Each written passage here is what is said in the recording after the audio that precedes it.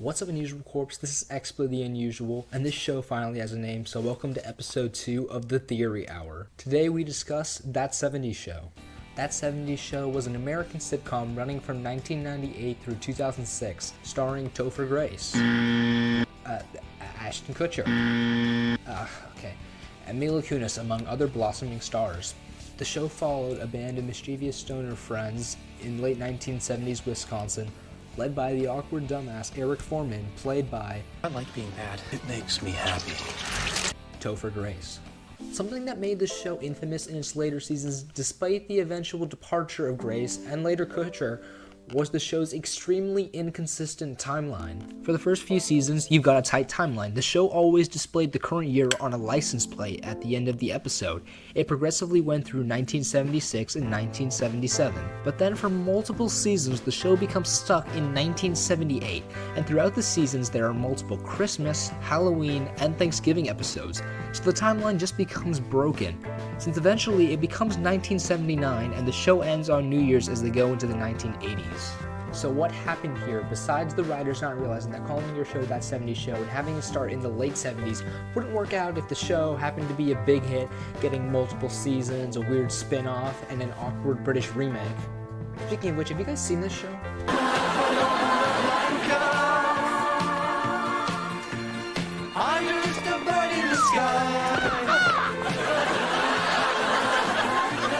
In my opinion, that one singular scene is the only good thing to come out of that remake. It's otherwise just butchering the comedic timing of the original. So no shenanigans, you hear me? And if that's your kind of attitude, you might just as well go home right now. No idiotic attempts to get attention. And no shenanigans. Otherwise, you might just as well go home right now. But anyways, back on track. There is a theory explaining what happened here. Eric Forman has been in a coma since season 4. Now, along with the rest of the internet, I am tired of coma theories, or it's all in their head. Just saying that one person in the show is in a coma or everyone's dead, it's just overdone at this point, and it can literally be applied to anything. There are, however, a few cases where it does work with me. For example, Ash Ketchum is in a coma, or the cul-de-sac in Ed, Edd and Eddy is purgatory and all the kids there are trapped. Now this one, I find pretty believable. The reasoning is the theory actually has a place where Eric could have gone to a coma and have it make sense in the timeline. So here's the theory. Eric Forman is dead.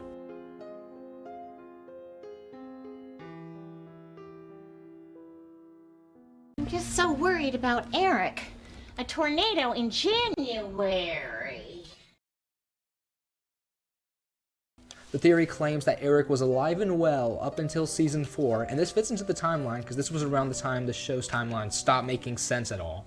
Everything happens in season 4, episode 15, Tornado Prom. This episode has the moment where Eric would supposedly go into a coma. So the plot of this episode is as follows. So the gang all decide to head to the snow prom, but that wacky Eric forgot to bring his girlfriend to the prom, accidentally leaving her at the radio station. So Eric leaves to go get her. Meanwhile, a tornado comes to the town, and all the adults hide in the basement while chaos ensues at the prom. While all of this is going on, Eric is driving along blissfully unaware of what's going on. In one scene of the episode, Eric is driving, and the tornado is right behind him without him noticing. The episode continues with Eric getting Donna and her revealing a tornado that he didn't know about, and the series continues with its confusing timeline. But this theory offers an alternate route for what happened in the episode. At the end of the episode, the tornado is gone. Red, Kitty, and Bob are all in the basement. They celebrate upon hearing this, but in the background you can hear the TV saying the following line. Dating our top story. A local teen is in critical condition. A local teen is in critical condition. A local teen is in critical condition. A local teen. A local teen. A local teen in critical condition. The theory claims that this is in fact Eric, and this incident placed him into a coma for the remainder of the series. This would explain why the timeline following this episode becomes such a jumbled mess. Every episode following it is Eric's own imagination interpreting the stories his friends would tell him of their adventures following his accident. What's happening is Eric's mind, it's filling in the blanks of all the stories that his friends are telling him about their lives following the accident. Over the years, Eric's involvement in everyone's lives would become less and less prominent. This includes the season where he decides to just take the whole year off and just slack off, not get a job or do anything. This theory could also give an alternate reason for Eric's eventual departure from the series. At the end of season 7, Eric decides to become a teacher. This leads to him spending a year teaching in Africa. So the theory will claim this is representative of him slipping deeper into his coma. Or perhaps he starts becoming more aware of the situation or something of the sort. Which is why he no longer continues to insert himself into the stories of his friends' lives. Now a question that must be asked is, since Kelso also left the show, is he in a coma as well? No, actually, considering how many times he's fallen off the water tower. No, that's not the theory we're talking about. The reason this theory applies to Eric is because most of the series is from his perspective, so it makes more sense for this to happen to him.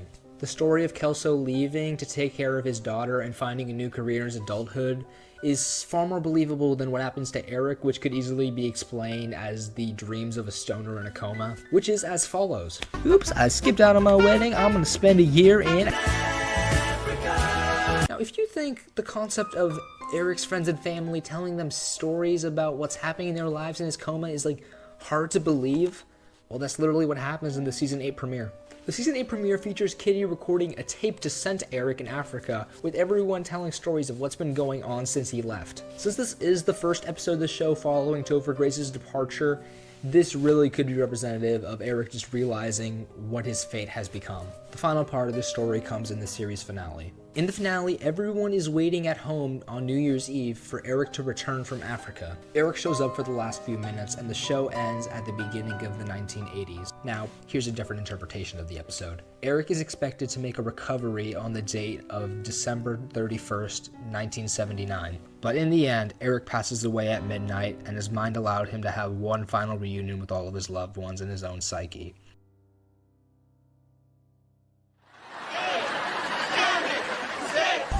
Five, 4, 3, 2, 1.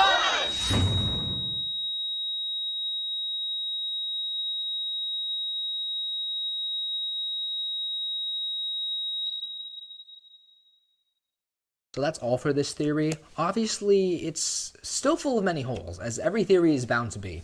Now, do I believe this? I'd like to give this theory like a 3.5 out of 5. If you don't believe in the theory, that's fine. Go ahead and comment your thoughts. If you do believe in it, go ahead and comment your thoughts. If you have some more evidence, go ahead. That's very appreciated.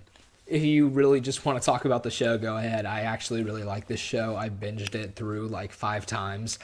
Now, destroy that like button like that tornado potentially destroyed Eric's life. Subscribe to Join the Unusual Corps. We're making a ton of new episodes in this series. I have a lot of stuff planned because that first video has blown up recently, so I want to keep it going, you know? It was very fun, and yeah.